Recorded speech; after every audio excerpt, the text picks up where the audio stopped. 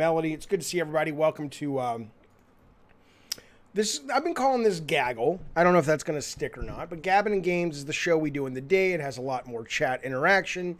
This has super chat interaction. This, more importantly, has call-in interaction if you want to talk about the topics of the day. And we have a meaty show today. You can do that in the Discord. Just put yourself in the call-in waiting room, and I will drag you on when the time is right. We have a lot to talk about. I'm sure there'll be a lot of opinions today. We, of course, are going to get to the Activision stuff. But before that, though, yes, I've been calling this Gaggle, which is Gabbing and Games Giant late night or late edition. So we do it a little bit later. It's a little bit more chill. We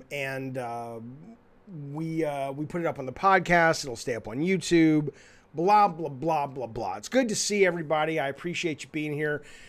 I want to show you something. If you're driving around, if you're listening on audio, don't worry. I will describe it to you, okay? I'm going to save this until the end, telling you what this is. But I came across this when I was prepping for the show, and I wanted to share it. So if you're not looking at your screen, this is a picture, a real picture. It is not photoshopped. It is in Tokyo. This happened last week. And in the image, what you've got is a camera is filming from about maybe a block and a half away from the park where they did a lot of Olympic stuff in a previous Olympics there. And you've got all these people stopping, and their cell phones are up and their cameras are up. And they're taking a picture, and I'm shitting you not, of this giant head. This woman's head is literally in the sky looking out at the city, looking out at the people. I'll show you a different picture of it, okay? Now, I'm going to tell you eventually, and this is not trick photography. This is not forced perspective. This is not Photoshop. This is a real thing that happened in Tokyo last week, and I'm going to tell you what it is a little bit later in the show, but I did think it was pretty entertaining and pretty interesting and fascinating to look at and go, what? Because at first, I really didn't know what it was. Okay. But I want to talk first about something that came across my radar. Again, we got so much game news. Hopefully you guys settle in for the evening, fellas. Let's do this. And Filettis. What I'm about to talk about first, and we're not getting to Activision quite yet, this represents probably, like, I was in the industry for about 22 years before I got out and started doing the streaming and stuff. I will tell you that I have never seen the kind of open greed and money grab in the story that I'm about to tell you about. And this is, I mean, I can be sneaky. Like if marketing's like, hey, what can we do to make more money? I remember back when we were talking about Twisted Metal 2012, and, you know, we would have conversations even back then about microtransactions. And I was like, look, man, I don't want to do any of that shit. But we would still talk about, hey, we could do this, we could do that. You know, the only thing we ever did, and it had nothing to do with microtransactions, it had to do with just making sure that, you know, the used game market didn't gut sales of Twisted Metal 2012. But anyway, so, I mean, I've been down the road, even though, thank God, we never pulled the trigger, on thinking of pretty devious ways to extract your cash, okay? I've never seen anything like this before. This is just... There's something weird, baby, okay? But let me show it to you first, okay? This is a video that I saw on NeoGAF. A guy was on his Xbox, and he was playing Madden, the new Madden. You may have seen this already. I couldn't believe this was real. I've been waiting for somebody to debunk this. If it is debunked, let me know in the chat, but I have never seen this debunked yet. This was a couple days ago. This is a guy named Fly God, and his title is, are EA Sports, basically Madden 22, charging extra? And I'm going to show you what they're charging extra for. Here you go. Here's the video. I'll watch it. If you don't understand what it is because you're driving or listening, no worries. I'll talk you through it. It's only like a 40-second video. Here we go. All right. I think I just discovered something by accident. I think EA and Madden are charging for ray tracing. This is the $70 standard edition. What you're seeing is he's showing you where you go to purchase Madden digitally in the store. And he's basically talking about, if you look at the list of things that you can buy, that are in Madden at the $70 price point. The list currently says optimized for the Xbox Series XS, 4K Ultra HD, HDR10, HDR10, I don't know what that is. That's the color thing. 60 frames per second, 120 frames per second, spatial sound. That's all you get in the technical capabilities. So let's go on. That's the $70 or the $60 version. You know, you get the 60 frames, you get 120 frames per second option is 4K. But when we go to the expensive option, you know, this $90 thing right here, you know, make sure we're clicking on the right one. And we go to the features. Look at this. Ray tracing. Why is it on that option? So basically, if you have to pay $20 more to get ray tracing for your copy of Madden. I have never seen anything like this in my life. So, of course, my first response to this is that's ridiculous. I would never do it. EA can go fuck themselves. And, you know, honestly, if you want more evidence that core gamers are being marginalized and sort of start to need to get used to AA and indie games, this is kind of a warning. This is kind of a warning, which is like, fellas, this is a trial balloon. They're basically seeing if you're going to bite, okay? And I guarantee you, a lot of people are going to bite. And I know, like Rathy in the chat is saying EA milks the living shit out of FIFA every year. I assume it's the same for Madden. It is, but I never heard. I mean, that's like, I mean, it really is like, I just bought a brand new PS5. I just bought a brand new Xbox Series X. And it's like, it can do all this great stuff, but you know what? If you want the DualSense turned on, if you want the haptic feedback turned on, you basically need to pay extra for that. I mean, I don't think legally, I guess Sony could say we won't publish games that do that. And frankly, if I was Sony, I would be having a shit fit. I would be saying you can't do this. Joe in the chat says ray tracing is absolutely being charged for. I paid money for a few games that included ray tracing. Yeah, but I've never seen it as a menu item. I've seen it like if you want the kind of the really fancy version, that's why we're charging $70 for Ratchet and Clank.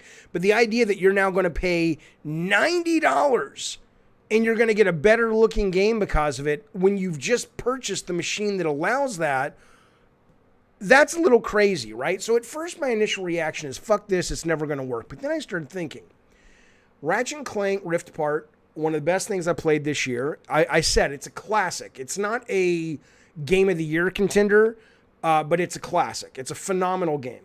And I've never played a game that looks as good as it does. And if somebody showed me on TV or something the way it looks, if I paid that extra $10, $15 and I'd go, oh, it'll look like that. You know, I mean, EA is a data-driven company. They don't take a shit until they tell the focus groups have told them and the pollsters have told them, hey, it's ready, it's shit time, you know? I don't know. I guess maybe I would do it. I played a game a couple of months ago called, it was some Lego game. It wasn't the ones you're used to. It was actually quite cool. It was I don't remember what it was called, but it was Lego something. And instead of being like crazy, cute little funny Traveler's Tales Lego, it literally was like a puzzle game where you're trying to get a piece of Lego from one end of the map to the start of the map to the other. And you were, you know, it literally felt like playing with Legos. There was no branding or anything other than Lego. And there was a ray tracing version of it. And my computer couldn't run it that well. So the frame rate was fine, but whenever I had the ray tracing on, it did really weird shit with shadows. So I ended up turning it off. But when I got to experience it with ray tracing, I'd never seen anything that looked that real on my computer screen before. It felt like I could reach through the television and actually pick up those Lego bricks. So I don't know. EA may be like, yeah, it's shitty, but you'll fucking pay for it. And maybe they're right. Rathy in the chat says, I'll pay less, even if it means less fidelity. No fucking way am I paying $90. I hear you. But this is the world we're in. So this is a chance, fellas. If in Filettis, if you really believe what you're saying, put your money where your mouth is. I don't really play Madden. It's too complicated for me. I may get the college sports that they're coming out with pretty soon because I do like college football, but we'll see. But I you know, this will have to hit a game that I'm excited about, and then I'll figure out how I'll respond. But if you're a Madden player, you guys are behind the wheel right now. You're steering this ship for the rest of us. Don't fuck it up. Don't choose this. Or do. We got a great super chat by Kiska. He says, I agree with EA. Thanks, buddy, for the super chat. He says, I agree with EA. They can do what they like. Gamers care so much about graphics. Time to pay the piper. Stop being so cheap. I mean, look, you're not wrong about that in the sense that AAA console games have been showered with love and affection and attention forever about, oh, they look great. They look great. And today's amazing game is tomorrow's bargain bin game. Okay. But you're absolutely right. A lot of people put premiums key on that aspect of video games. So you may have a great point, which is, you know what? If these people love their graphics so much, let's charge more for them. And if people show up and pay for them, well, there you go. There you fucking go. So I don't know, man, but that may very well be the beginning of the end. We'll see. I want to change topics for a moment. I want to talk about, basically, this is one of the misconceptions gamers have. Media has it a little bit, but gamers have this misconception, and it isn't as expressed as well as in a story that broke the other day. There's a film director, the guy who directed District 9.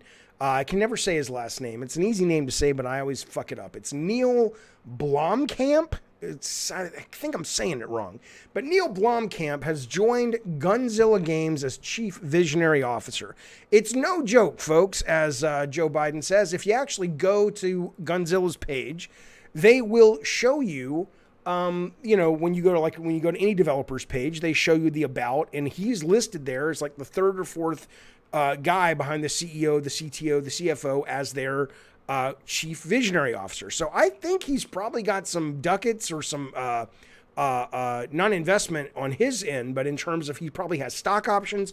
This is a company that has been able to raise $25 million from a fund. They're not currently with a publisher. They may be trying to self-publish. I don't know. It's run by one of the guys who ran the Crisis team. And they've got a lot of shooter experience and whatnot. So they bring this guy, Neil Blomkamp, in, and they say, hey, we want you to sort of lead the creative vision of the project. It reminds me very much of what happened with Bruce Straley and Neil Druckmann, right? Because Blomkamp, and I'll get to the misconception gamers have in a moment. If you don't know Neil Blomkamp, he's most famous for District 9, and then he also did the Elysium movie with Jodie Foster and Matt Damon, and he did Chappie. And he's got a new movie coming out called Demonica or Demon or something, and then he's talking about getting a sequel going for District 9, which I assume is called District 10, but I don't know. But anyhow, and he was going to do a Halo thing, right? So he's a gamer, he's into games and whatnot, and this is what he says. He's saying the right stuff. Okay, but this is where we get into the misconception. But here's what he says, which is, at least it's nice to hear a director or someone from entertainment outside of games come in and say this. He says, the difference from directing a movie, it's not acting like a single point that guides the creative team, which is what a film director is. Blomkamp added, it's making sure you're integrated into the team in a real way. Now, that's a great thing to hear. I'm glad to see it. I'm glad to read it. He says, when asked if his new role at Gunzilla is similar to that of George Martin from Software's Elden Ring, he says that is thinking in the right way, but he was reluctant to go into specific details. As for why he's getting into games, it's the same old song and dance. He thinks it's the next art form of the 21st century, blah, blah, blah, blah, blah, blah, blah. But ultimately, he's not a designer. He says he's not a designer. He doesn't have any experience in that. That's nice to see. He basically says, look, what I'm going to do is I'm going to come in and I am going to basically bring the in fact, he says, I don't have experience as a game designer, but I have other expertise that I think I can bring that will make the game interesting. So that's why I'm saying it reminds me of the Neil Druckmann, where he took care of story and he took care of vision and all that. And then you had Bruce Straley, who was more moment to moment granular gameplay, right? So on one hand you go, well, this is kind of cool. This is kind of interesting. I am curious how involved he'll actually be. He's not the lead writer. He's not the lead designer, so he doesn't have to be there 24/7. But, he acknowledges he needs to ingrain within the team, and I'm sure he will. But it'll be real interesting to see how, important his work and his ability and his creativity actually infuses this new title. am always curious about the deals though, right? Because if it's a marketing deal, it's different. Like I was actually playing, and I'll get to these super chats in just a second. I was playing One, or was it Apocalypse? I think it was Apocalypse from Bruce Willis, PS1 on an emulator the other night. And Apocalypse, if you remember, was one of the first games to really get a big name with the assumption that marketing was going to go, hey, this is going to help us sell more copies. And they paid Bruce Willis $1 million for his likeness, although you couldn't tell in this game. His low poly PS1 era. But he was on the cover and all that. His voice, and, I don't know if he did mocap or whatever. And he got $1 million, and it was a big story, right? Nobody bought the game. It was a good game, but nobody gave a shit. But ultimately, if this guy's being brought in and it's a marketing move, it's a dumb marketing move, because this guy it's not like you're bringing in The Rock or Michael Bay or Zack Snyder or Steven Spielberg. 95% of the world doesn't know who the fuck Neil Blomkamp is, right? So I don't think it's a marketing deal. And I only bring that up because if you're a filmmaker, you're used to you're used to getting rich when you have a hit. I've said this before. If the game developers were treated financially like movie makers, and we're about to get to the misconception because it has to do with a tweet that someone sent me about Cory Barlog, and I'll get to that in a second. But if game makers were treated like filmmakers financially, I would be so fucking wealthy. I would be as wealthy as people think I am. People think I live in a mansion, I live in Malibu, I never have to work another day in my life. None of that's true. But, well, I guess I would never have to work another day in my life if I moved to Alabama, because the real estate. But, you get my point, right? But, so these guys coming into games are used to these deals. I can't imagine a company that only has $25 million so far in the bank is like, yeah. I mean, maybe what they said is, we can't give you a Hollywood deal. What we can give you is stock options.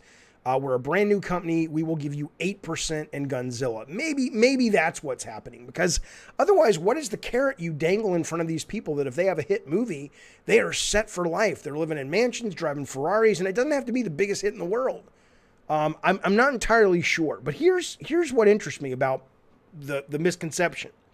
So I got a tweet where somebody was, I think Corey tweeted out something about this story like, hey, this is great.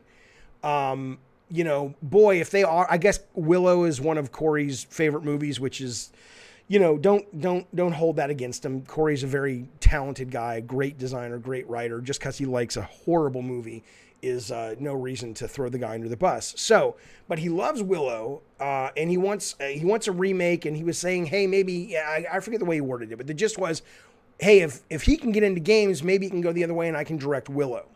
And somebody tweeted me like, see, Jaffe, this is what you did. And he was being sarcastic, but he was implying that because I've talked about maybe Corey would direct, or Neil Druckmann won't come back to Naughty Dog because he'll taste the limelight of being at HBO, where he can make a shit ton of money, where he's the writer and one of the showrunners. But the funny part about this is,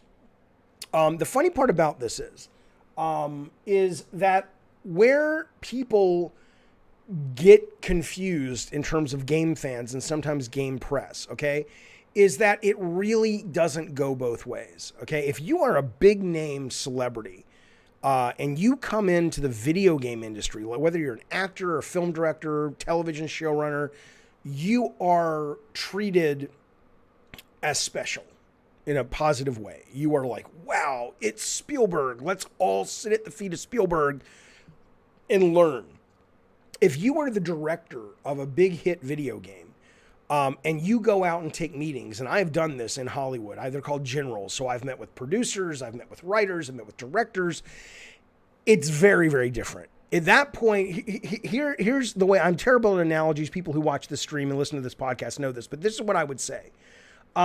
It would be like, if you're the shit in the video game industry, this is a terrible analogy, but it still functions. It's just not very creative. If you're the shit in the video game industry as a director, lead designer, whatever, you're like a 5'9" male at a little people convention, right? And when I say little people, that's the term that for, like, you know what it is. Okay. So 5'9" male, in other words, you're like, wow, you're really tall. Okay.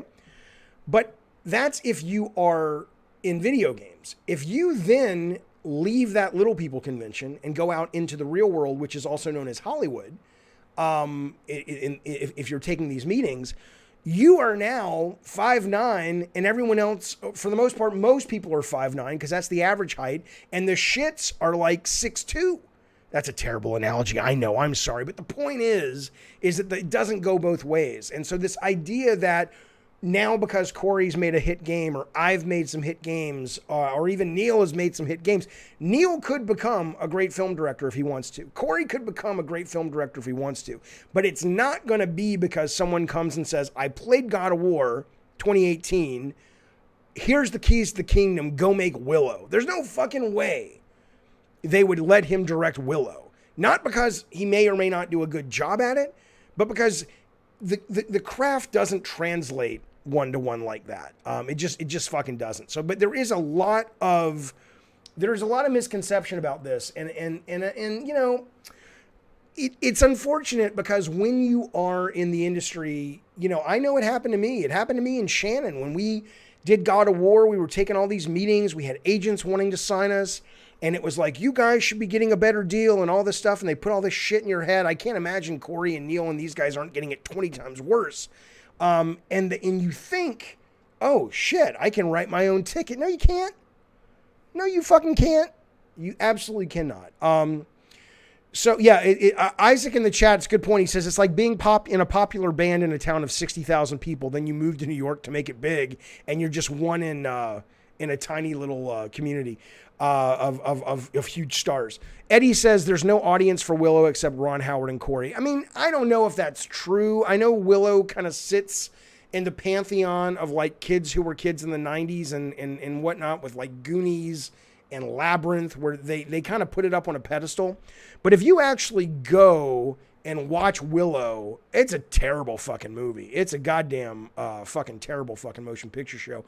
But anyway, you know, we'll see what happens. But it would be nice if it worked. But that's the story of what's happening over at Gunzilla. And of course I wish him well. You know, I love the idea of new ideas coming into the industry, but we'll see. And I do think that makes sense. If you're going to get one of these big dogs, you're not going to get it with back end points. You're not going to get it with a salary. You're going to get it by giving stock options, which my guess would be that's exactly what they did. Let me get these super chats, and I want to talk about Jade Raymond a little bit. This is the same chat. You didn't have to put it twice. I don't ignore them, Jose, but I will get to them. Sometimes they just take a little bit of time. But thank you, buddy, for your super chats. He says, why doesn't Sony make an RPG with all their IPs together?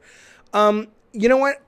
It's not a bad question. It's a good question. It's a good idea, honestly. But I think, let's put it this way. The fact that you don't have, as far as we know, an All-Stars, a PlayStation All-Stars 2, or if they rebrand it, that we don't have a proper kart racing game or a racing game with all the characters. The fact, we talked about this a couple weeks ago, the fact that they could make Mod Nation Racing and nobody stopped to go, wait a minute, really?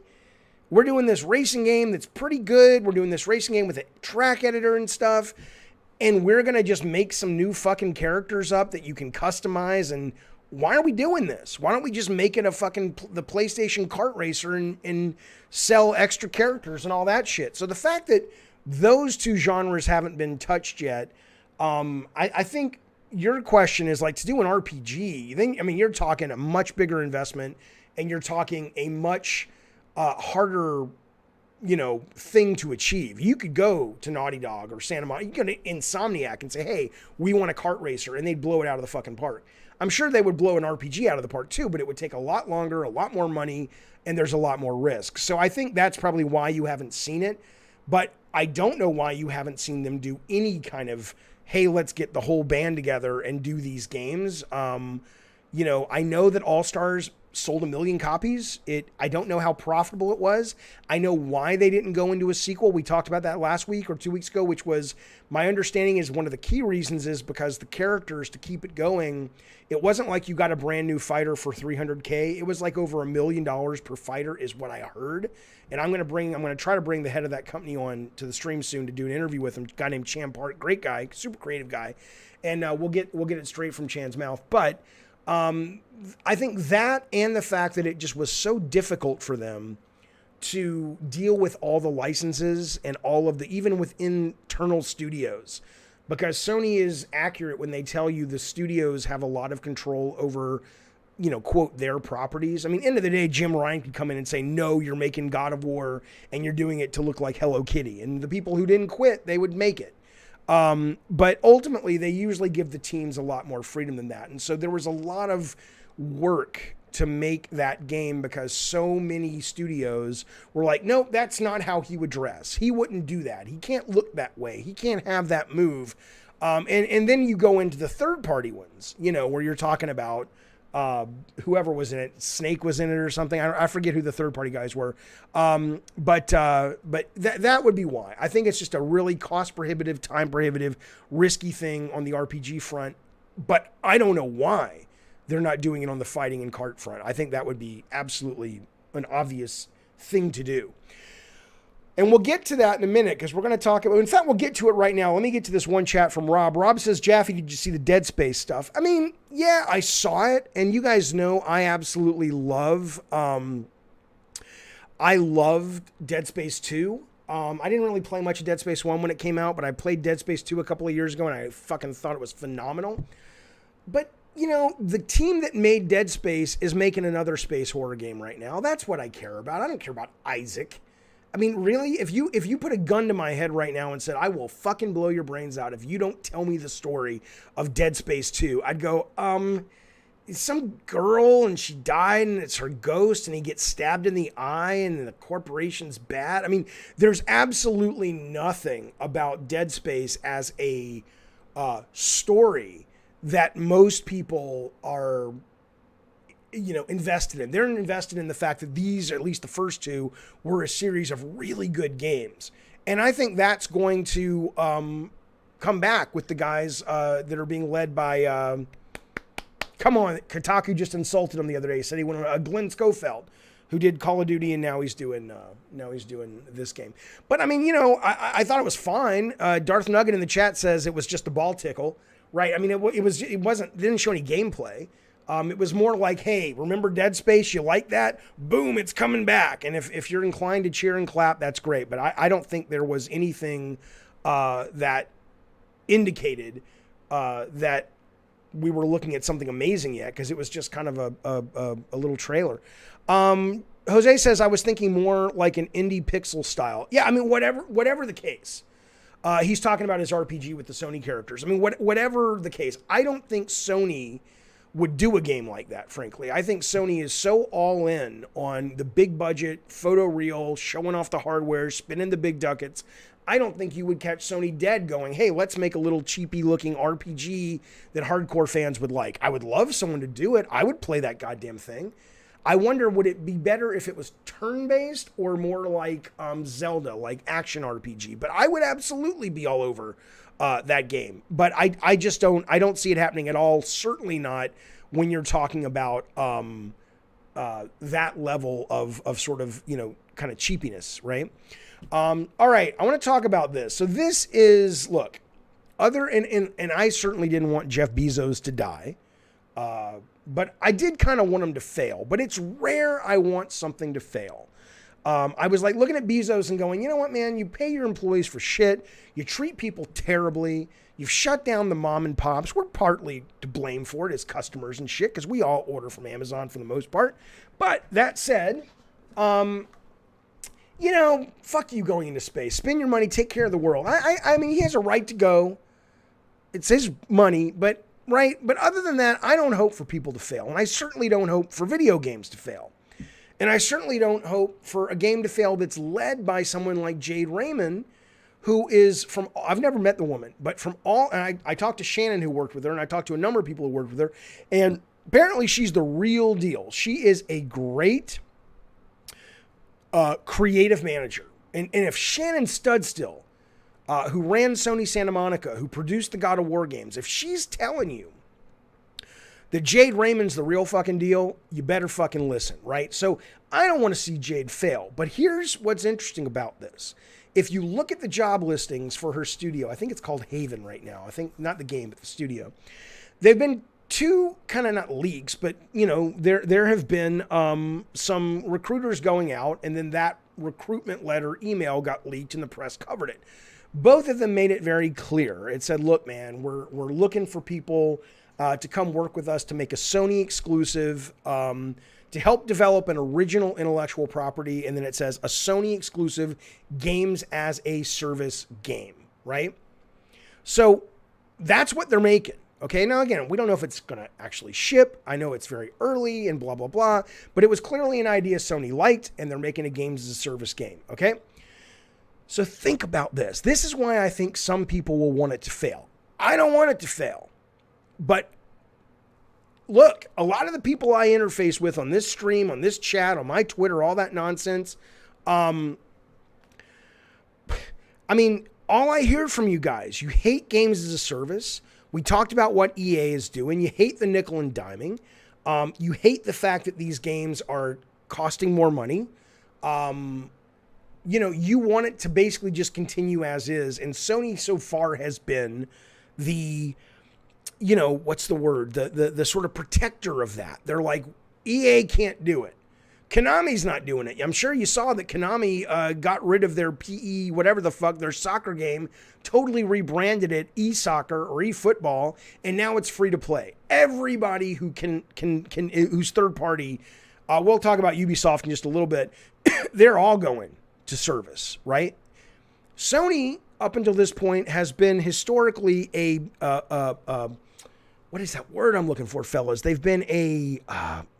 not bastion. They've been a haven. Well, maybe that's why. Yeah, they've been a haven for that kind of game at that kind of scope. And it's like, at least Sony is keeping the light alive, right? And, you know, Phil Spencer talks about they want to do games like that too. We'll see if the proof's ever in the pudding there. But for Sony, we know it's true. Well, I'm going to tell you something. If Jade and Haven's game works, you can start to say goodbye to the big budget games for the most part that are single player narrative games. And you can, it doesn't matter what Jim Ryan says today. It doesn't matter what Herman Holst says. If I had Herman Holst on speed dial, I would call him and say, Herman, what if Jade's game becomes the next Fortnite? Well, we're still going to make the single. No, you're not. No, you're not. Eventually you're not, because here's why you're not going to do it. Okay. Because look, ultimately, you're the Sony people in charge of the ducats. And you're like, oh, wait a minute. You want us to spend $240 million on a single-player game that gets sold back to a lot of people, even if it's pure digital, it won't get sold back. But a single-player game gets played once. There's very few microtransactions. Yeah, we'll make a nice big profit on it. But we could just spend $40 million like we spent on the Haven game, and we're making close to Fortnite money. We're making close to Clash Clans money. Are you out of your fucking mind? Why would we risk that? We've found the golden goose. Why are we chasing after this fucking goose over here? It's too expensive. Sony's not going to be immune from that kind of not greed, you know, financial responsibility.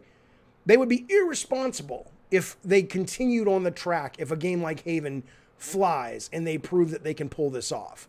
Ubisoft, which again, we'll talk about in a bit, these guys couldn't be turning the ship fast enough. They've talked about, no, we're still going to do premium.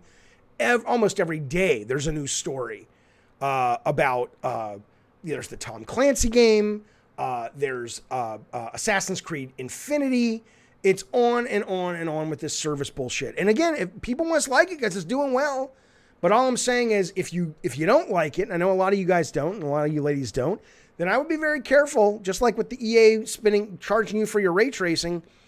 You know, the more you play them, the more they make them. And they're a lot less expensive to make these games than those games. So my gut says this is here to stay. And my gut says all you hardcore gamers that make fun of people like me that like indie games and AA games, you better get the therapy you need, or get I don't know what it is you need to change your brain chemistry so you can start appreciating the shit we appreciate, because we are about to become an endangered species in this industry. And that's okay. Happens in every business, happens in every creative medium, but that's where we're going. That's exactly where we're going, okay? All right, I want to tell you something. Oh, somebody says, it's so funny, Jerry A. In the chat says, Fortnite money is on another level. So, you know, as Facebook is wont to do, they sent me, you know, Facebook memories. And today, because it's Comic-Con season, a lot of it was like Comic-Con's past, because I'm always posting my experiences with Comic-Con. One of them was from Donald Mustard, the guy who was, he ran Chair at the time, and then they got bought by Epic, and then now he's their creative lead, but he was the key guy on Fortnite when it became Battle Royale and shit. But this was before that. It was like 2009. And he's like, hey, man, are you in town? Let's get dinner. And I'm just like, and I went out to dinner with him and his wife. They're both wonderful people. Italian restaurant in the Gas Lamp by the Comic-Con. And it's so interesting to look at that little thing and go, my God, man, 10 years from now, less than that, you're going to have one of the biggest games ever released in the universe as far as we know. And he was just some guy at the time just running his company. I'm like, yeah, let's have dinner. I might want to open my own company. Let's talk about it. Shit like that is absolutely crazy. Jerry says, I don't think it would be the end of single-player narrative games, but definitely you'd see less of them. Well, it'll never be the end. Of course it won't be the end, but it will be... It will become relegated to the kind of companies that don't spend $200 million. It'll become 30 million, 15 million. It'll become kind of like what Jose was saying. Maybe, it's not going to be this drastic, more indie pixel style. It's not going to be that drastic. Sometimes it will.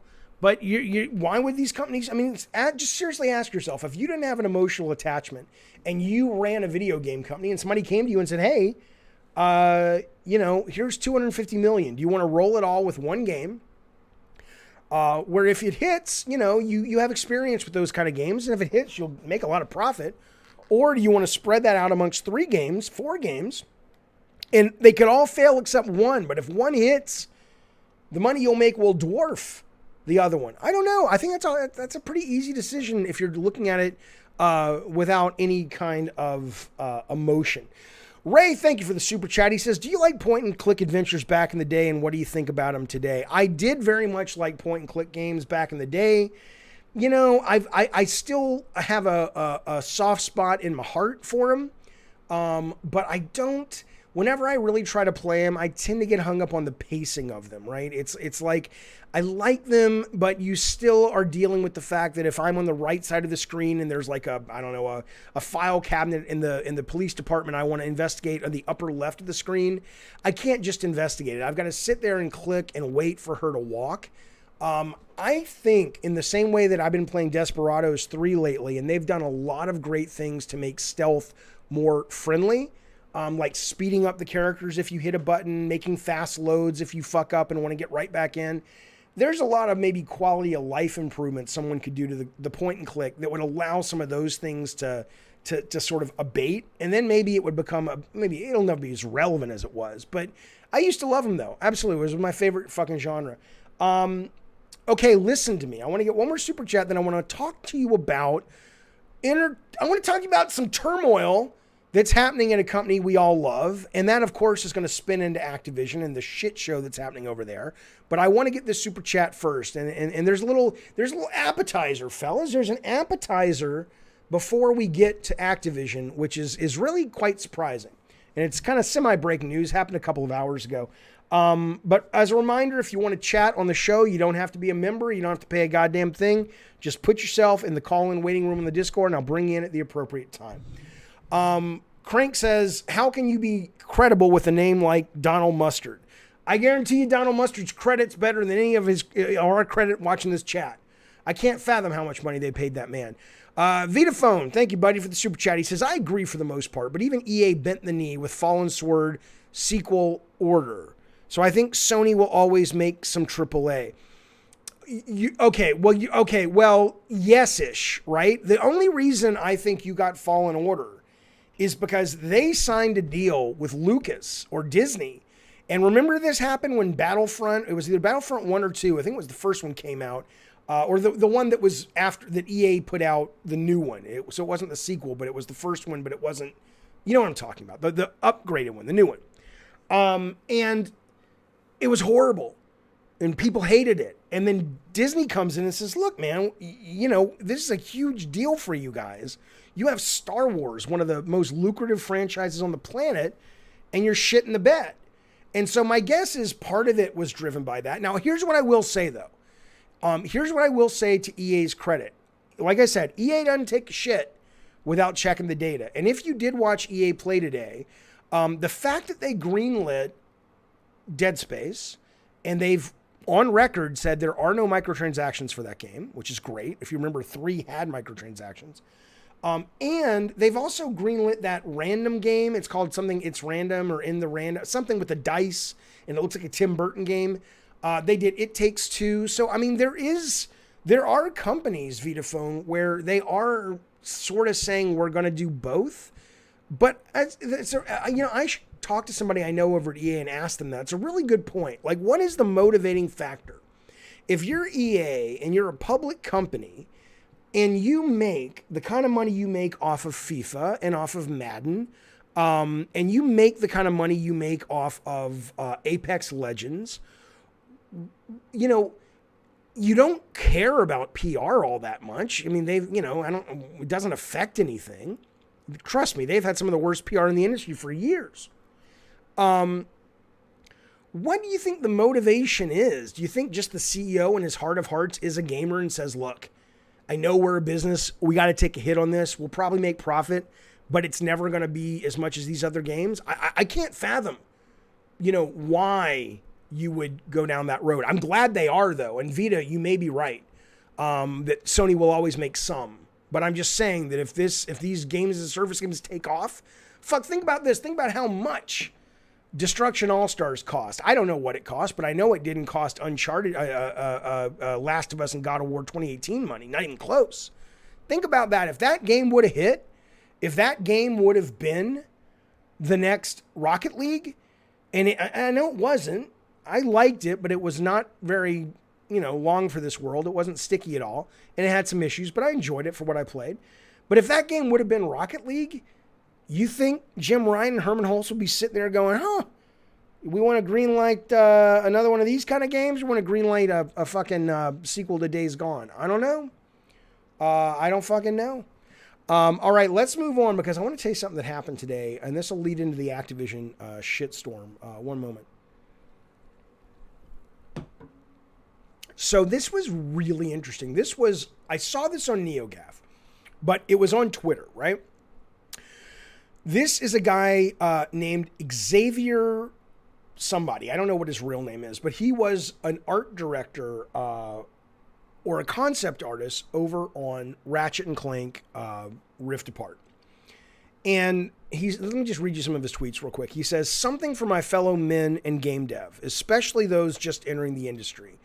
There are a lot of harmful things you may run into that are not directly harmful to people in the same way sexual harassment is, but they still contribute to hostile environments and harm. And he was basically obviously talking about Activision, which we'll get to in just a second. But he says, when I was on the latest Ratchet and Clank game, there was an incredibly heated discussion that happened between the game director, art director, lead writer, the lead character, TD, technical director, and myself. I think maybe he was a concept artist. I don't know. He says it was about Rivet, the female Lombax, the female lead. He says the discussion or argument really was basically about whether we should make Rivet look more stereotypically feminine looking. That is, should she have wider hips, visible breasts, or bumps in her suit, he says, and other physical traits we normally associate with cartoony women. The argument broke down like this. The game director and art director wanted her to have a visibly, fairly stereotypically feminine look. The lead writer, the lead character, technical director, and I wanted to keep her as is. We, meaning the people who wanted her not so feminine, thought that it went against the message of the game, which is anyone can be a hero regardless of how they look. Number two, you don't need stereotypically feminine to be a woman. You don't need to be stereotypically feminine to be a woman. And Rivet is a fucking alien space fox just like Ratchet. Yes, but I would still fuck Rivet, but that's a different conversation. The argument had been going on for an hour. He basically says he pulled down a picture of Ratchet and says, how much does Ratchet look like a human man? But ultimately, he left the company a few weeks later, okay?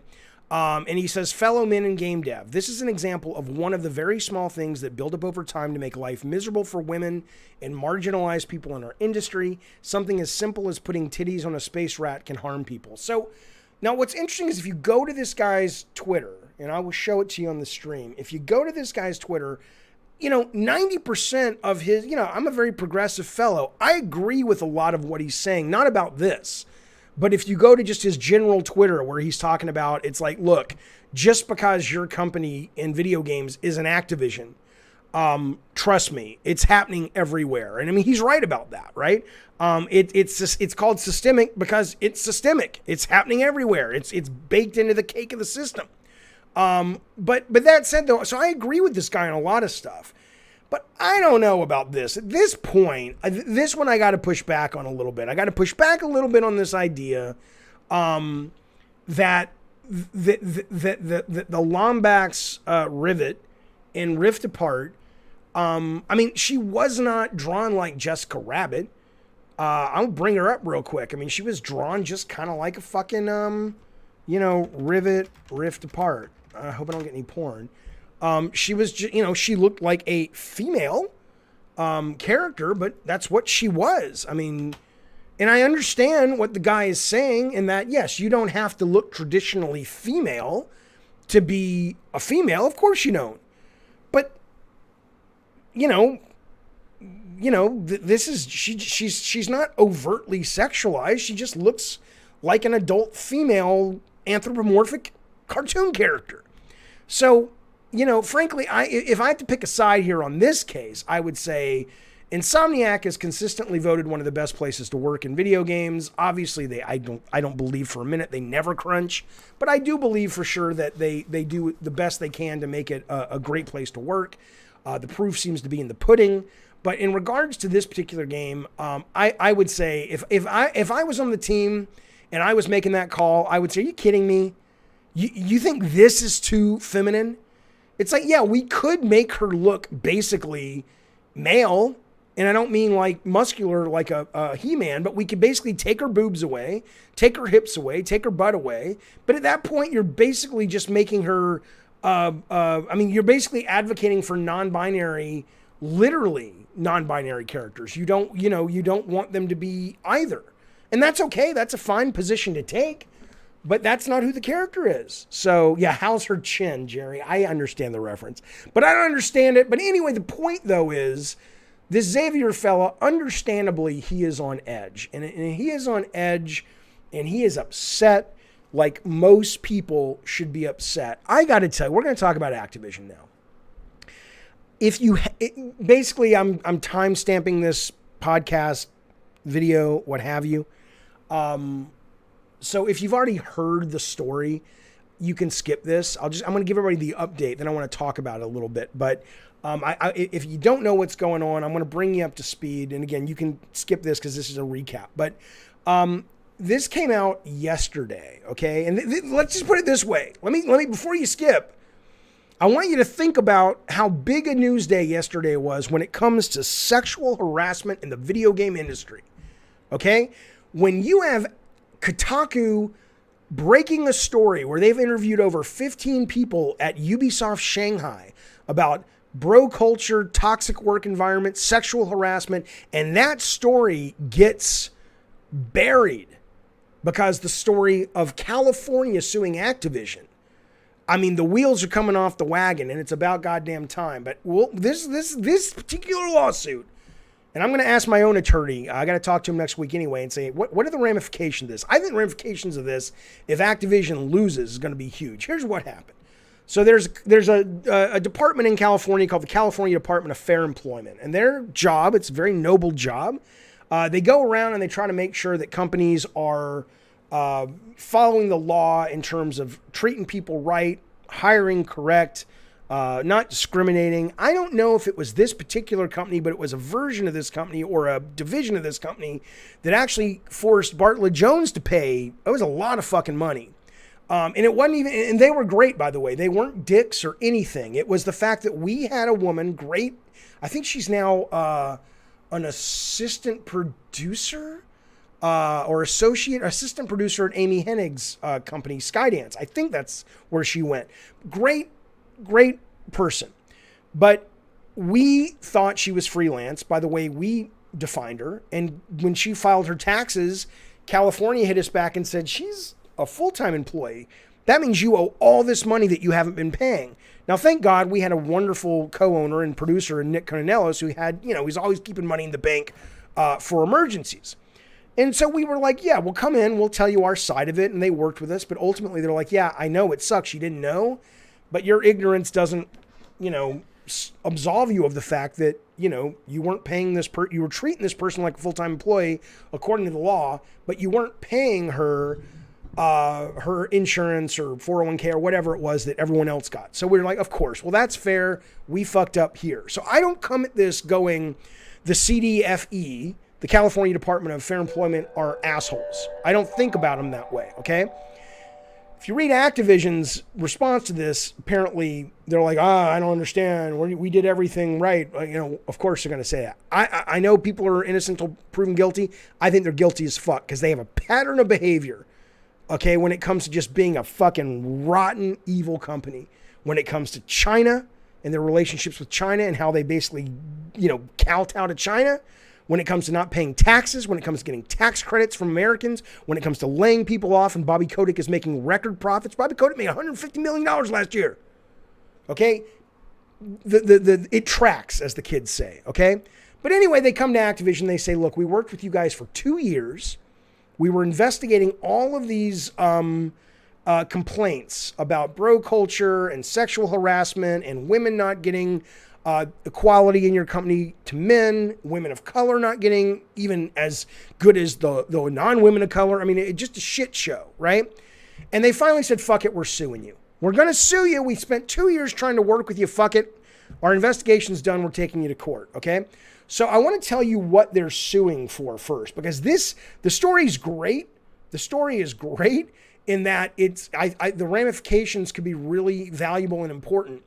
But what they are suing for is, I have it somewhere, but what they're suing for is punitive damages and, you know, back pay and all this. But it's the punitive damages. You get this in front of a jury, and you get this in front of a jury in California, which is where it's going to be, which are historically liberal juries.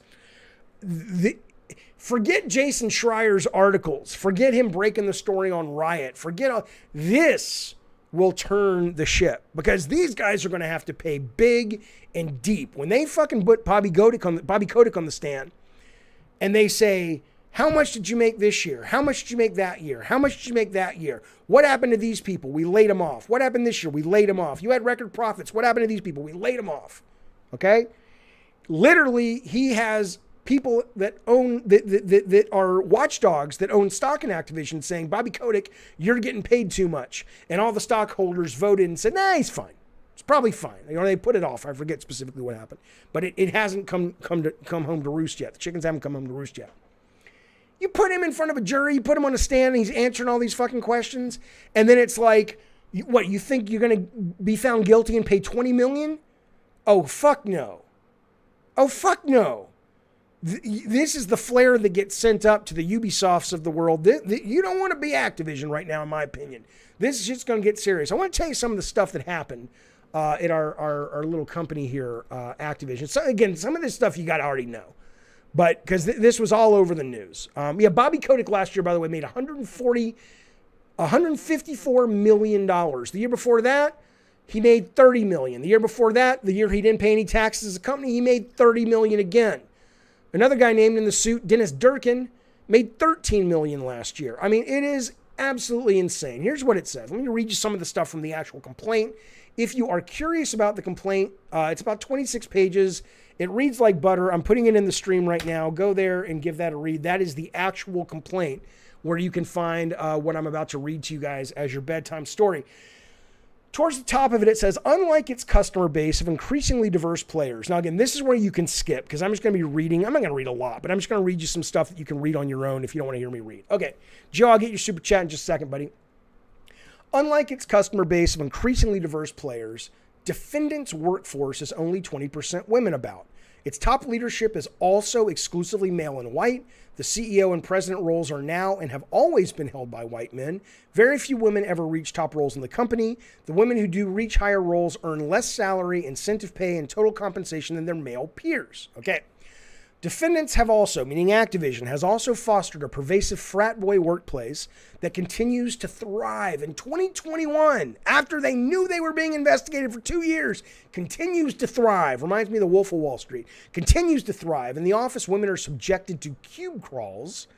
I don't know about that. I mean, I'm sure this is happening, but this makes it sound like it's an organ. It's Friday, time for the cube crawls. I mean, obviously, let's be clear. If you've ever been sued or something, when you get something like this, this is boxing, right? I mean, they're punching, or MMA, they're punching in the fucking face. This is not meant to be fair and balanced. It's meant to make their side look good and your side look like shit. So, be aware that you need to kind of see it for what it is. These guys want Activision to look bad. But that said, in the office, women are subjected to cube crawls, in which male employees drink copious amounts of alcohol as they, quote, crawl. I don't know why crawling is in quotes. Are they doing something else that they're calling crawling? I'd be worried about an attorney that doesn't know how to properly use quotes. But anyway, as they crawl their way through various cubicles in the office and often engage in inappropriate behavior towards female employees. Male employees proudly come into work hungover, play video games for long periods of time during work while delegating their responsibilities to female employees, engage in banter about their sexual encounters, talk openly about female bodies, and joke about rape. 2 years investigating this, you goddamn right you know people are on tape doing this. You know there's going to be this shit played in the court. You know there's going to be shit played in the court. The frat boy culture, unsurprisingly, is a breeding ground for harassment, discrimination against women. Female employees are subjected to constant sexual harassment, including having to continually fend off unwanted sexual comments and advances by male coworkers and supervisors.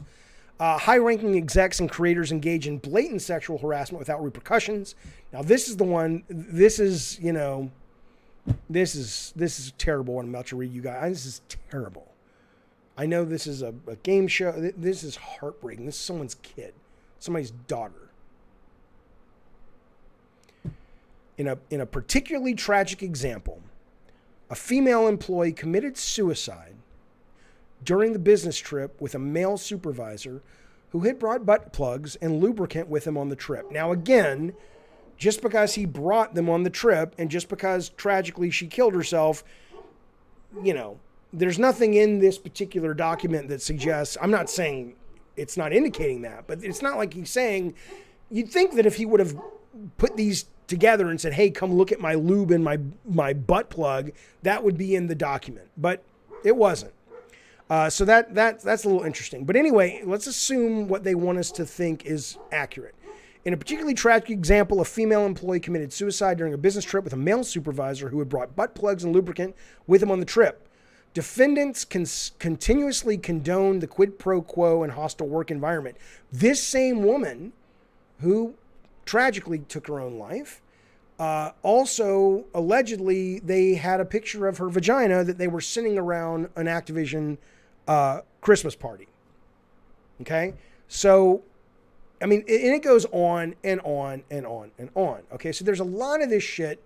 And ultimately,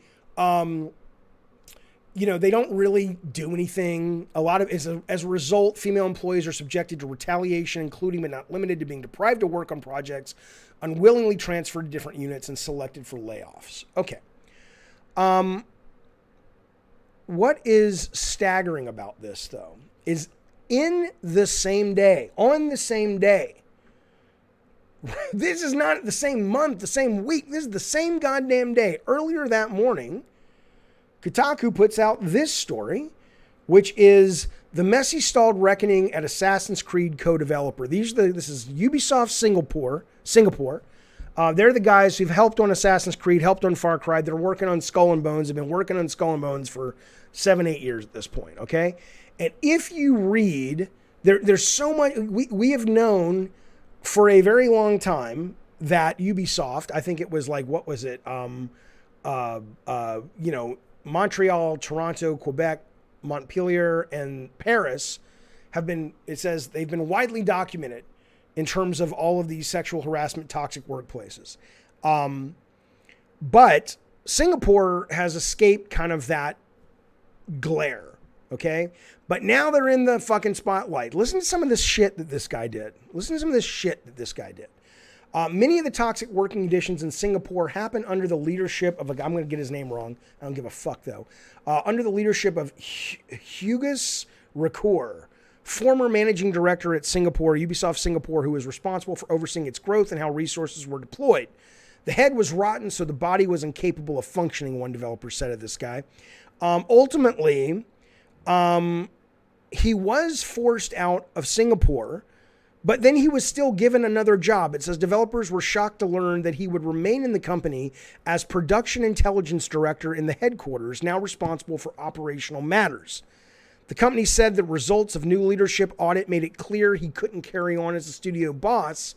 But for many, the toxic management style people knew forever. And so they're like, you're telling me this isn't news. You knew about this guy. Ubisoft isn't really doing anything about it. I'm not going to bore you with all the details. They exist. You can read the Kotaku report. I'll put it in the stream because this would just go. It would basically be me reading a litany of a terrible, toxic work environment. And it would be bad enough if it was a story that broke yesterday and that was a story we were talking about. This is, and by the way, they're being sued too. They're being, I think they're being sued by a union in France. It's Tommy Francois, who is the VP of Editorial and Creative, Sergei Hasakit, for taking advantage of his position in order to harass multiple people. Several unnamed HR people for having actively participated in covering up and hiding the actions, and the Ubisoft CEO. All these guys are the ones being sued, along with a couple other ones. I've had lunch, by the way, with Tommy Francois and Yves Guillemot. Right, I pitched them Drawn to Death back in the day. I just, at this point, all we can hope is that these motherfuckers lose their shit. We hope that Activision, and again, Activision, no surprise, is denying all this, but let's assume Activision is their quality of character is consistent, which whether it comes to China, like we said, or taxes, their quality of character is consistent, and this is relatively true or mostly true or all true. In that case, you know what? Fuck you, Activision. You deserve to be taken to the fucking cleaners. And I'll tell you something else. I wouldn't be bothered if some people were able to uncover the fact that people knew about this shit. If people knew that they were passing that fucking woman's vagina pictures around a Christmas party, and that is clearly one of the things that led her to commit suicide, some of these motherfuckers need to go to jail, okay? They literally sent a woman to jail for just via text messages suggesting that the guy, a friend of hers, kill himself. And the guy killed himself and she's in jail now because the judge is like, well, you didn't pull the trigger, but you gave him the gun, loaded it, and put it in his fucking mouth. If you're an HR person and you let this go and you knew about this, and then she took her own fucking life, come on. I mean, this is, I'm sorry. I say this all the time. I wasn't raised like this. I don't understand this, right? And maybe I'm not meant to. Maybe you have to be making so much money. You have to be making, you make 150 million one year. The previous year it's 30. The year before that it's 30. You make money coming out your butthole. Maybe just the way you see the world, you see people like ants or something. I don't know what it is. I don't understand it. I don't understand it. All I can tell you is I'm certainly fucking glad that, I said this before, as bad as Bartlett Jones did business-wise, not that this should be a feather in our fucking caps, but we never treated people poorly, ever. Ever. We always respected people. It was always what we were about. I don't understand it. Let me tell you something, though. Maybe there's a little bit of karma. Oh, yeah. Joe says, I can't believe the game development community. Let me tell you something. This is where this is going, though. So this is what I don't understand, okay? By the way, this is what they're being sued for. Compensatory damages, punitive damages, unpaid wages, injunctive relief, declaratory relief. I don't know what that is. Equitable relief, prejudgment interest, attorney fees, and costs, right? Oh God, I hope if Activision did this, boy, I hope they get fucking fried. And I hope the Ubisoft guys get fucking fried. But here's the real question though. All right, now here's the real question. And we'll talk about some karma that Ubisoft may be getting based on their financials that dropped the other day. But here's the real question. What are you fuckers doing? The people out there that are actively trying to get jobs in this business, I understand. if you've been in the business for a while and this is all you know. I get that, okay? But if you're in your early 20s or whatever age you are and you're considering going into this business, or if you are a high school or a college kid or whatever going, I want to make video games, why in the fuck? From the stories of crunch to this shit, to the fact that you are working for companies that give their money to China and basically fuck our own American values and Western values of freedom of expression just so they can make their money in China.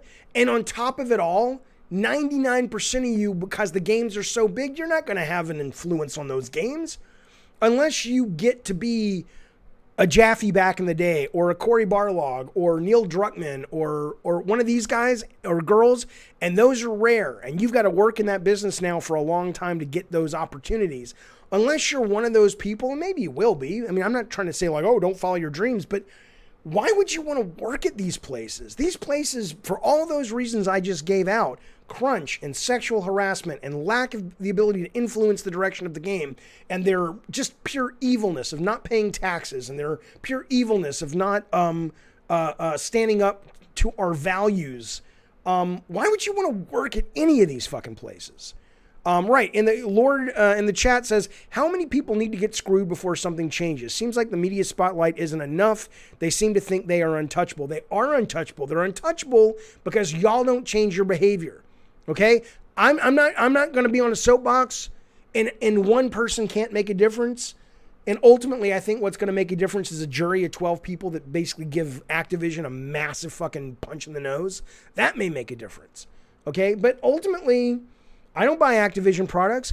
I signed up for TikTok last night because I read about the algorithm, and I was like, that algorithm, how they do it sounds fascinating. I didn't know how the algorithm was different than anything else. And when I read about it, I said, oh, I want to try that. Real quick tangent. They have an algorithm that says when you scroll down their feed, they know when you engage simply by how long you stay on something. And if you're just swiping like this, they have it down to like half a second of like, oh, he looked at that image a little longer than this image. Let's add that to the algorithm that I think he might like stories about people being pulled over by cops and the cops don't know what they're talking about. Oh, so I tried it. And then people on the stream today were like, that's a Chinese company that, does a lot of data mining and shit. And then I'm like, fuck it. So I'm going to cancel that fucking account. You got to put your money where your mouth is. But ultimately, I don't know why people would work at this company or any of these companies at this point. Why would you do it? I mean, if there's anybody in the chat that wants, not that is working in AAA. If you're in that business, you're in that business. I get it. I was in it. You don't just snap your fingers and get out. But why in the world, why in the fucking world, if you're in this chat and you're thinking about going into big games, why wouldn't you do this and not make your own fucking games? Rob the Mod comes home at night from his job and he makes his own game. He's his own boss. He's driving his own fucking boat. What do you mean money? Lord says you do it for money. Really? Money's that important to you? I understand you got to pay shit. You got to get shit done. But there's, you can still make a living. Does everything have to be whatever? I don't want to get on the soapbox. Here's some maybe silver lining, though. Here's some fucking silver lining, maybe. Ubisoft announced their first quarter earnings. It was not good. They were down 20%. This is from GameStop.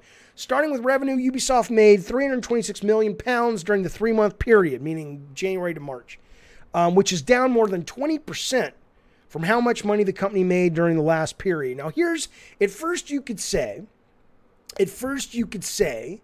well, that's because, Bukaki says the reason Rob's doing it is he can't find any girls to harass. Oh, you old naughty Bukaki. Listen, of course you would think, well, the pandemic's still going, but it's abating a little bit in that time, and we were in the throes of it, and blah, blah, blah, blah, blah. Okay, I'm sure that plays a part. But this is another reason, by the way, that these guys are pivoting. Let me tell you some of the news that came out of this Ubisoft call. This is why they're going service games. They took a bath this last year on 2 games that were, you could get microtransactions, but they were more traditional, right? So Beyond Good and Evil isn't out yet. They mentioned it in the call. They're saying it's still in production. I don't think this is ever going to ship. I don't know why it would ship. The first game at best was a cult classic. The second game really isn't like the first game. I saw the video a lot of people saw it. I'm like, that's kind of cool. That's interesting, whatever. But it's not enough to sort of commit the kind of money they would need to make this fucking game. My gut tells me that Beyond Good and Evil Beyond Good and Evil 2 will never see the light of day. But they mentioned that. Okay. All service games all the fucking time. They're big achievements that they were trumpeting on the call. The Division, X-Defiant, which is the new game they just announced, and the Division Mobile, all free-to-play service games. Riders Republic and Skull and Bones are both long-term player engagement games, aka service games. October is what they're coming out for Riders Republic. They don't know when Skull is coming out. They've already spent $120 million on it. Assassin's Creed Infinity, free-to-play engagement-based games as service. Revenue's down across the board. Why could that be happening? Why in the world could that be happening? Well, let me tell you why.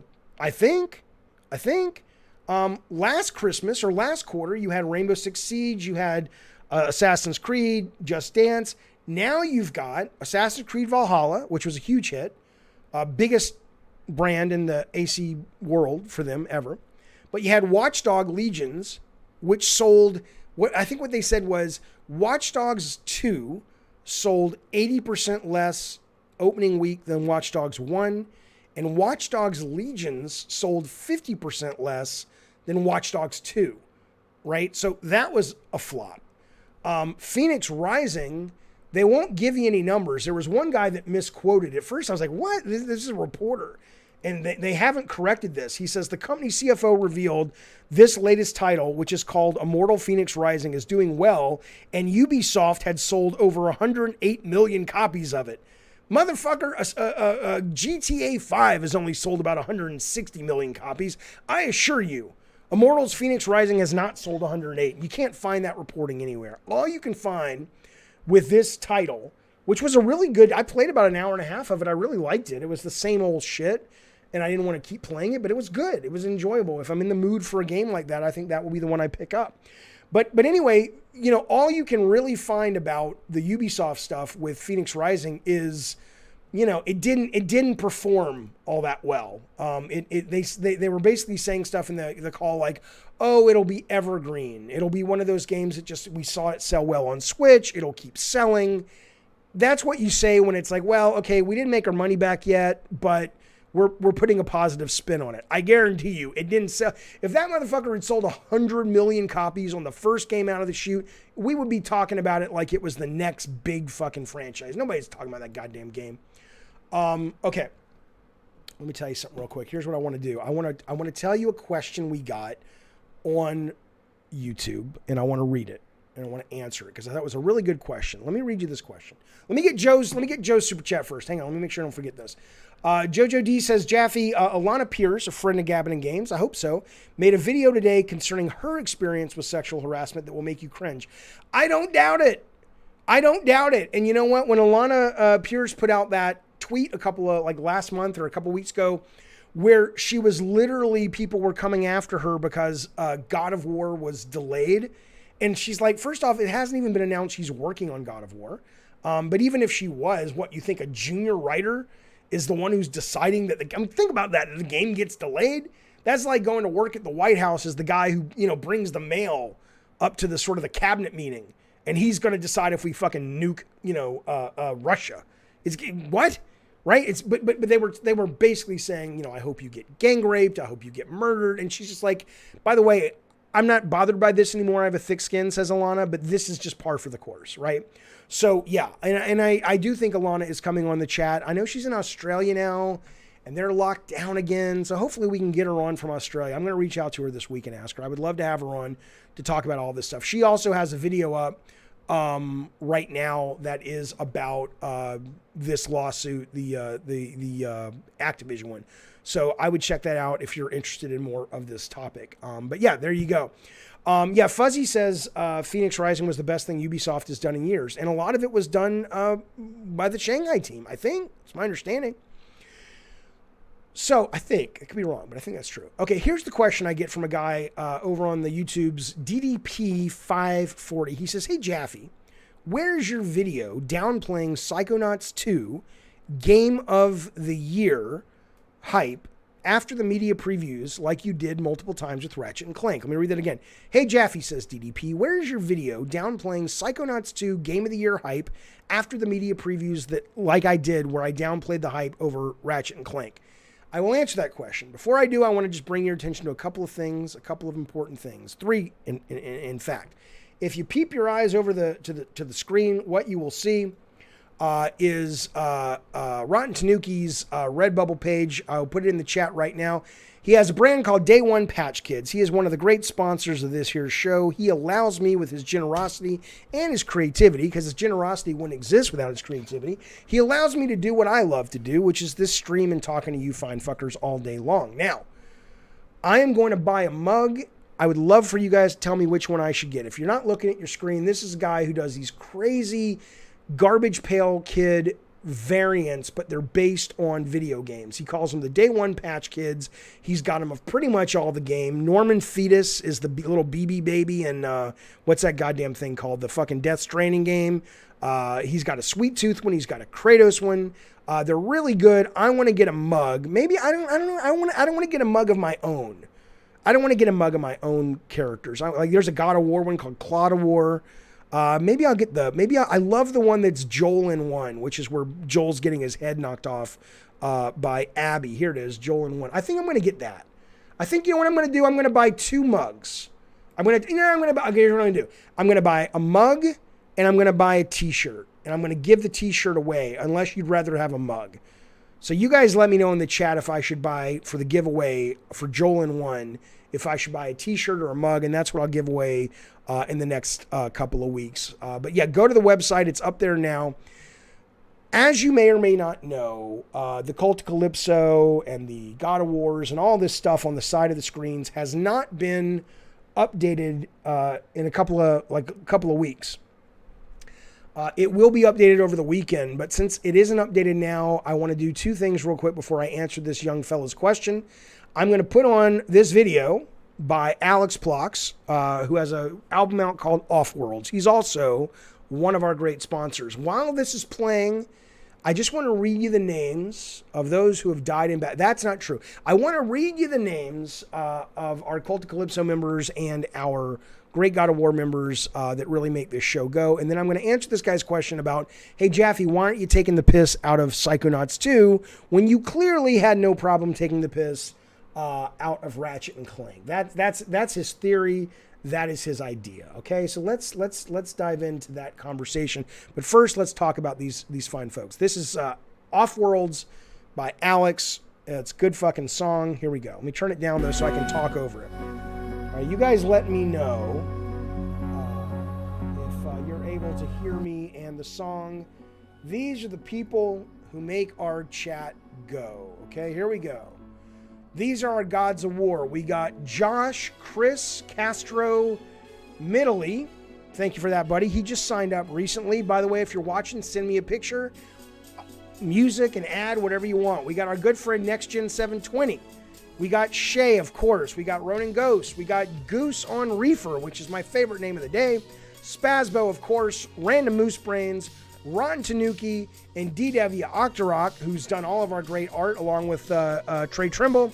Zach Procrastinates, Alex Plox, whose music you're listening to right here, and Eddie, the E-Man Torres. Those are our God of War members. I want to read you our, goddammit, what are they called? I want to read you the members of Cult of Calypso. We have Johnny Mentology, thank you, sir. Nitro Gas. Andy Lee, Goods, G-Strow 86, Corn 2040, Digital Diarrhea DD, Muggin Dude 26, Numnux 21, Good Sir Dane Barnes, Malachi 15, Oscar Gomez, Brian Dooley, Iron Jade, Spooky Z, Paria Faghihi, Mr. Rob, of course, Raphael Maciel Schneider, maybe? Cubamus Prime, there he is. Robbie Bobby Miller, Connor Steinbach, Novadamus, Master Dragon 2048, Retro Gamer Queen, one of our longtime listeners, Melina Khan, one of our longtimers, Bukaki, of course, one of our mods. Thank you guys so very much for allowing us to do this show. Okay, I want to go back to this guy's question real quick here. But for all the members, thank you. Very, very kind. And of course, to all the mods that are here today, Rathy and Bukaki, and of course, Robert, the modder, who doesn't only work a real full-time day job making games, he comes home at night, he makes games, and he streams this goddamn channel. I don't know how he does it. The kid must be on the cocaine. All right, listen. This guy says DDP. He says, Jeffy, where's the video to downplay Psychonauts Game of the Year hype after the media previews like you did the multiple times with the Ratchet and Clank? Look, let me tell you what's up. If you watch my Ratchet and Clank review, I say the same thing I said in the preview, which is there is nothing about Ratchet and Clank other than a couple of little things I pointed out that makes it a Game of the Year contender. It is the same game for the most part they've been making for a long time, but it is perfection. It is so well made. It is so beautiful. Other than the opening, which is not a very well-written opening, it's a great story that just seamlessly blends into the gameplay. I said it's a classic, but I said I still stand by it's not Game of the Year.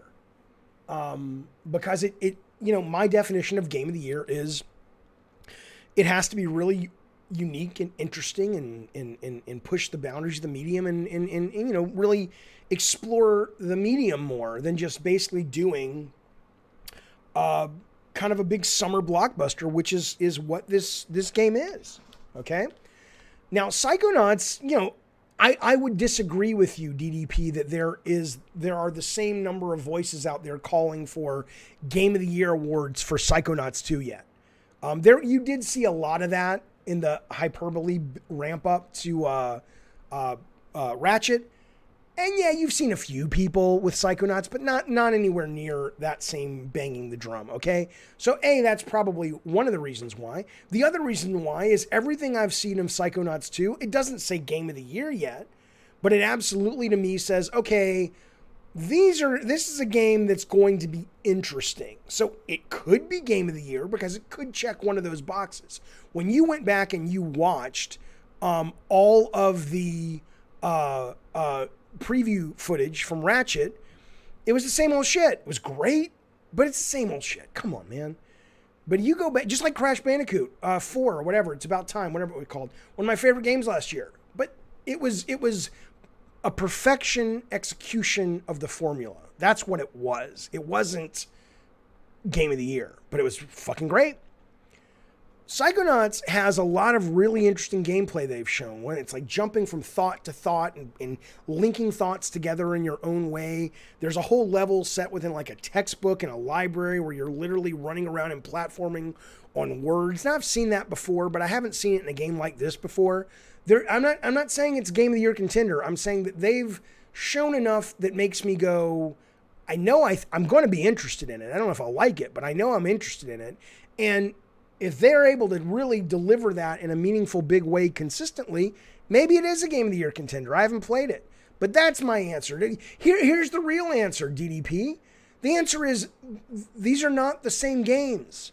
And that's the problem with console war people. Psychonauts is not Ratchet and Clank. Ratchet and Clank is not Psychonauts.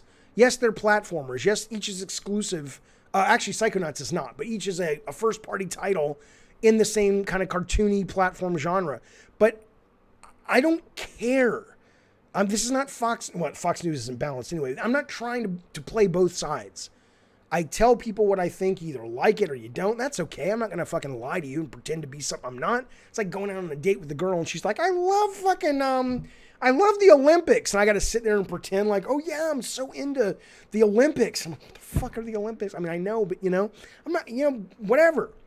I'm not here to defend PlayStation and defend Xbox. I'm just telling you that Psychonauts, what they showed, is more interesting at a conceptual, mechanics-based level in terms of level design and platforming and what you get to do as a player. Ratchet and Clank isn't, But Ratchet and Clank is a classic, and it deserves to be played. It deserves to make a shit ton of money. It is a sublime, wonderful game, and you should absolutely acquire that game. Okay, let me move on. I'm going to bring this up. I'm not going to spend much time on it because it's really a preamble to what I really think is a more important story. Let me see something real quick. One moment. Okay, so... okay. You know what I'm going to do? I'm going to save that story. We're getting a little long on this show. I'm going to save that story for the next show. I'm going to save this story for the next show. And here's what I'm going to do. I'm going to go ahead and I'm going to answer the riddle. Okay? I'm going to answer the riddle. So at the beginning of the stream, if you go back, I told you guys about, hey, there's DDP. Thank you for the super chat, buddy. I appreciate it, man. I hope that was a good answer for you. So at the beginning of the show, I showed you guys this image, okay? And this image is a real thing. It is not photoshopped. This is in Tokyo, in one of their Olympic parks from one of their previous Olympics. And it's not photoshopped. It's not forced perspective. It's not a joke. This was actually there. A giant head, a woman's head, drifting above Tokyo, and people were stopping and going, what the fuck is it? Does anybody know what this is? I'm going to look to the chat. I'll give you a couple of seconds to pop in an answer. And then I'm going to show you what this is. Because I was like, what? Like, I would be like, what the fuck am I looking at? What the absolute fuck am I looking at? In the meantime, Lord says, Twitter, Ratchet has amazing graphics and Psycho doesn't. Sony wins the console war. I mean, that's the thing. Ratchet's graphics look fine. But, you know, they're not mind-blowing. Not Ratchet, sorry. Psychonauts graphics look great, but they're not, you know, they're not Ratchet graphics, which are fucking phenomenal. Okay, I guess you don't know what this is. I'm going to just show you what it is. Tick, tick, tick, tick, tick. This, if you didn't guess, it's a hot air balloon in the shape of a lady's face. I'm not saying that like you. I wouldn't have known if they. Yeah, there you go. Joe got it. If they would not have put this image up, I would have gone to my grave going, remember that thing? Did you see that thing? I don't know what that fucking thing is. But no, lo and behold, that's exactly what it was, Joe. You got it right. It was a hot air balloon in the shape of a lady's head. And there you go. Okay.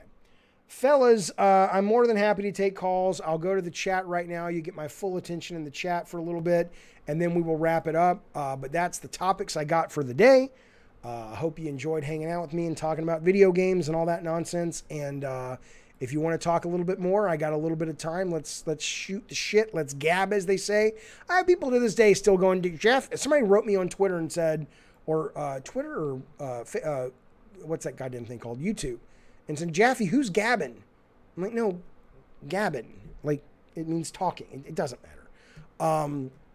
But yeah, oops. If there was anything I missed, let me know. But I will share with you these stories I pushed off recently. Encryption says, no, I just got here. Well, we've been going for about an hour and a half. We had a nice little chat. It'll be up on the podcast. It'll be up on the YouTube, so you'll be able to watch it again. And I will be back, obviously, streaming a little bit later this week. But the rest of the week a lot of the week is doing some business stuff and shit like that. So, all right, fellas. Well, that, you said no Diet Coke for a month, says Bukaki. If Psychonauts didn't release during E3, you lied and you're a coward. I did lie, and I am a coward. Yep, I did. I was thinking I would be right. And the fact is I wasn't right. And I'm willing to not be right and still be looked at as somebody who lied. I'm okay with that when it comes to the Diet Coke. That's how addictive the Diet Coke is. Let me tell you something, though. I'll tell you what's hard for me is deleting this TikTok because I don't want to give that company my money. But holy cow, man. That algorithm is really good. And I just started playing with it last night, and I was just like, it's serving me up such interesting stuff about UFOs and video games and really funny comedy and shit. And I'm just like, holy cow. We can talk about that real quick. Netflix is doing something with games It's been revealed that it's phone games. What's your opinion, says Joe.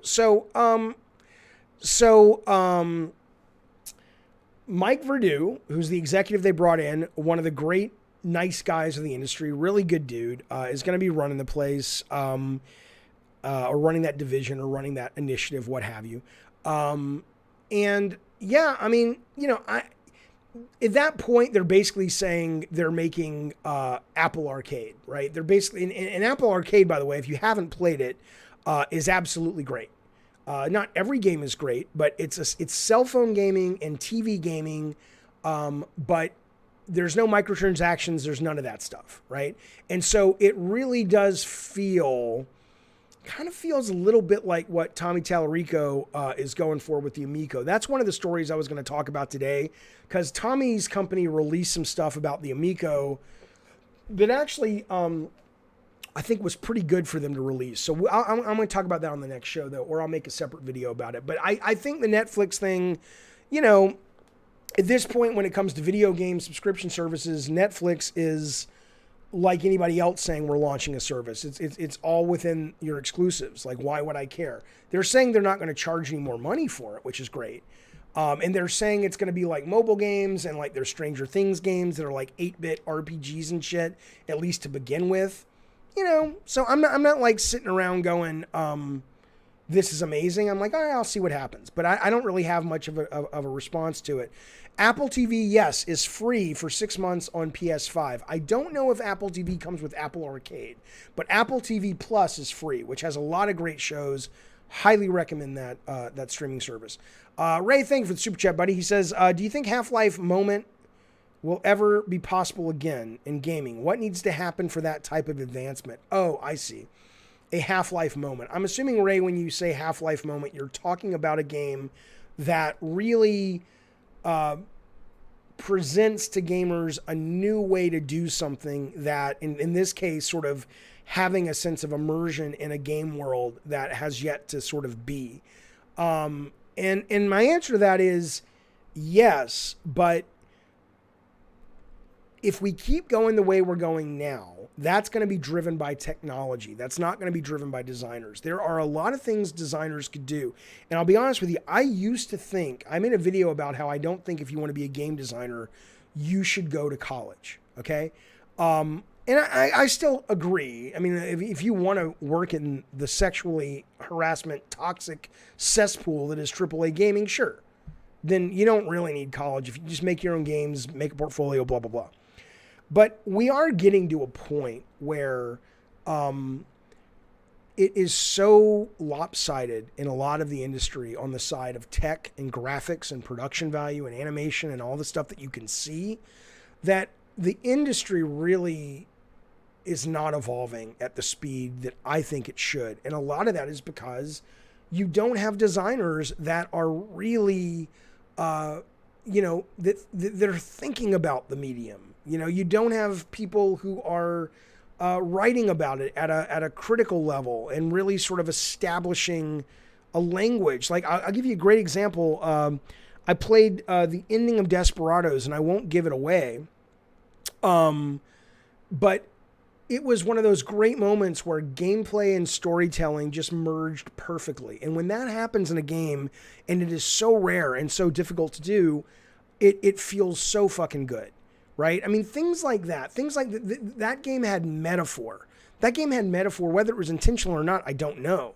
But it had metaphor about racism and women's rights and violence and all kinds of things that if it was a book or a movie, college kids would be writing papers on it. People in the media would be talking about it.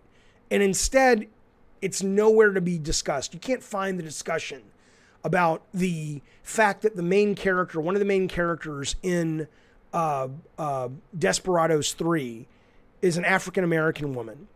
And she consistently, she's one of the best characters in the game, but she is also consistently the character that is spread out away from the rest of the characters. Her literal mechanics are a metaphor or the results of the way she, quote, lives her life in that game are literally a metaphor, at least if you ask a lot of people, specifically marginalized women, people of color, females, If you ask them, they'd go, yeah, I don't feel like this society in America or in the West or what have you is as inclusive as it could be. Now, do I think the guys and girls who made Desperados, that was intentional? I don't know, and I don't care. It's irrelevant, right? I mean, that's, if you ask anyone who's a true artist, they're like, look, man, once it leaves my typewriter or my computer or whatever it is I use to create or my editing bay, it's yours.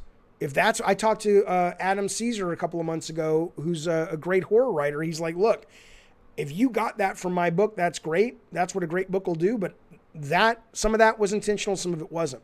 But the point is, though, the point about this goes to your Half-Life question, is that we don't really promote that kind of thinking about video games. And I think we should, because I think we'll get better video games regardless of the technology if we spend time thinking about those things. And there are colleges like USC School, it's not the only one, that isn't just like a trade school trying to get you what you need to get a job. That you can do on your own. Don't waste your money on that. But if you really find yourself fascinated at the critical studies of video games and interactivity, I mean, it's not lip service. It is a staggering, complicated, fascinating medium that really is just, we're not even scratching the surface. And I don't mean this bullshit like cinematic games. Oh, now the acting's better. Oh, it looks like a movie. I don't mean that. I mean the nature of interactivity and how it affects you at a psychological level as a player. That is a deep fucking hole to explore.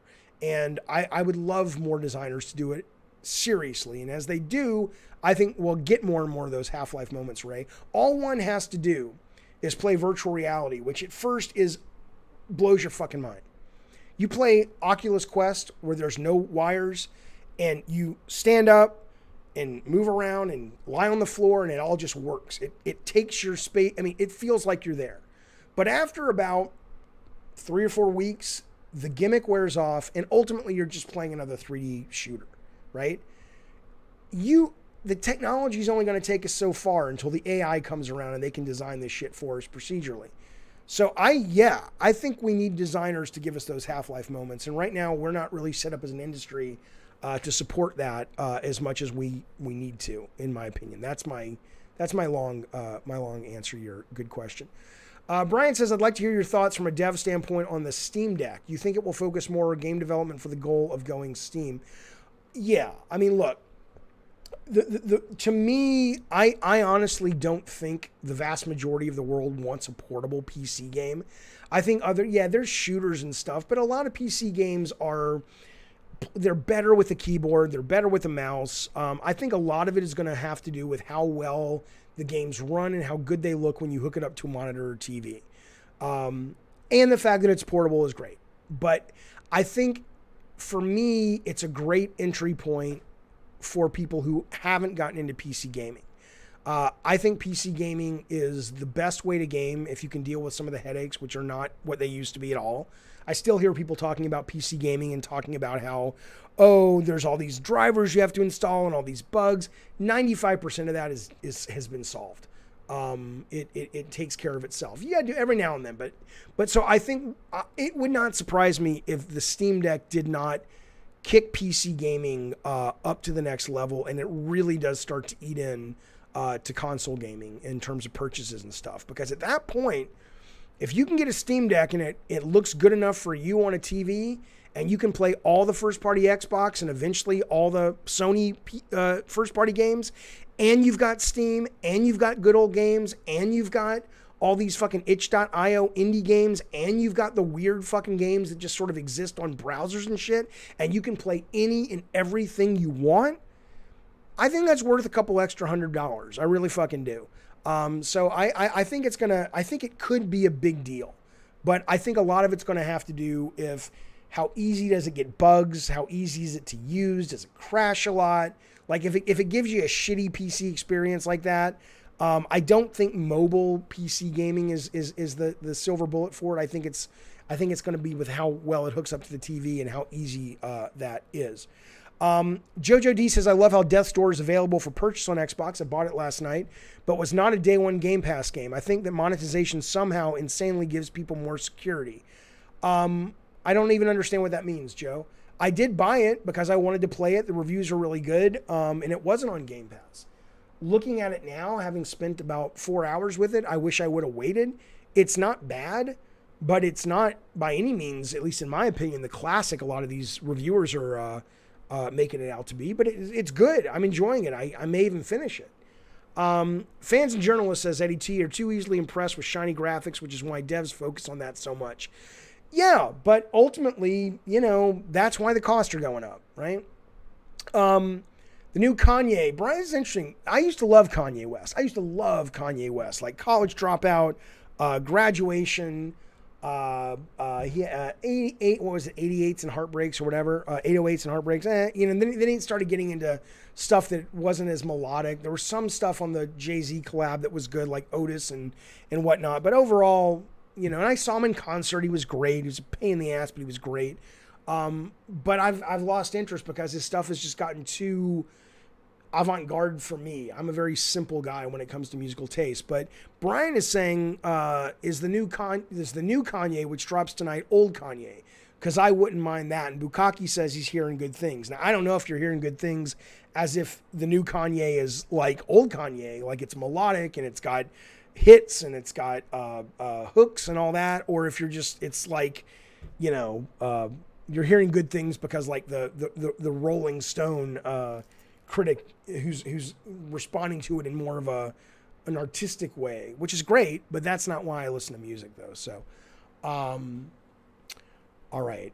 Lord says, where do you think VR is going? Do you think a Ready Player One level experience is possible in the next few decades?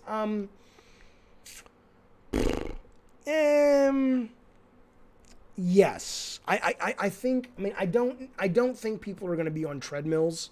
I saw somebody on video last night, or maybe it was on TikTok, and he had the fake gun and the headset, and he was on one of those 360 treadmills, and it just looked fucking exhausting. He was like running and all. I'm like, who wants to do that? But I do think, I think AR is going to make more of an inroads and really affect culture. I think VR, let's put it this way. Ready Player One was cool, but even in Ready Player One, there were scenes that didn't make any fucking sense because it was VR and not AR. So the scene at the end where everybody is storming the Citadel to come to Wade Watt's defense and help them take down whatever the guy's name is, the bad guy. Ultimately, and then it cuts to them in the real world and they're just all wearing their headsets and they're running down the street. I'm like, how is that happening? And Spielberg's like, it's a movie, don't worry about it. And I get it. But in real life, VR can't do that. I mean, I guess you could say you could draw the image and make it translucent so they can see the street and play the, no. I don't think VR is going to be the big next thing. I think AR, when they get the glasses out, and that's giving a lot of video game developer publishers and owners in California, especially Santa Monica these days, a huge headache because Apple's hiring like crazy and spending tons of money on software for their AR goggles that they haven't obviously announced yet, but they're making. When that comes out and they look good enough for your average person to feel comfortable wearing them, and they're inexpensive enough and they're light enough and they just work like most Apple products do compared to other things, you can used to say that. You can't say that as much now, but yeah. I think AR is going to will literally will change the world. It will just like the phones, just like iPhones. It will change the way we interact with each other. The number of things you can do on AR just at a surface level that have ramifications at a sociological level. I mean, like I've said before, think about going into a bar as a single person or just somebody who wants to hook up or whatever. And literally everybody in that bar that you look at, you can rate. I know that sounds totally shallow, but I can look at this woman and say, she's a 4. She's a 10. I want to go home with her. I don't want to go home with her, right? And then anybody who looks at you can know what you rated them and vice versa. Now, I know that's shallow. That's not but just little things like that will change so much. The fact that somebody's coming at you and you can't identify who they are, like, I know that person. And it just goes bloop, bloop, bloop, bloop. Oh, that's Fred, Sanderson from Chicago. You had pizza with him when you were doing a talk at E3, whatever. I mean, just little things, not to mention the huge, it's going to be a massive thing because you're basically going to become a computer at that point. You're going to walk around with a computer helping you navigate the world. That's better than VR. That's insane is what that is. So there you go. Fellas, this has been Gabbin' and Games, a.k.a. Gaggle, a.k.a. Gabbin' and Games. Great late edition. It'll be up on the podcast a little bit later. I will keep it up for now on YouTube, but I will be putting a timestamp on this later tonight or first thing in the morning. Thank you for joining me. Thank you for modding the chat. Thank you for spending some time with me. I will be back later in the week with some more streams, certainly on Monday, but maybe before that, probably before that. If not, have a good weekend and be safe and all that good stuff. Wear masks.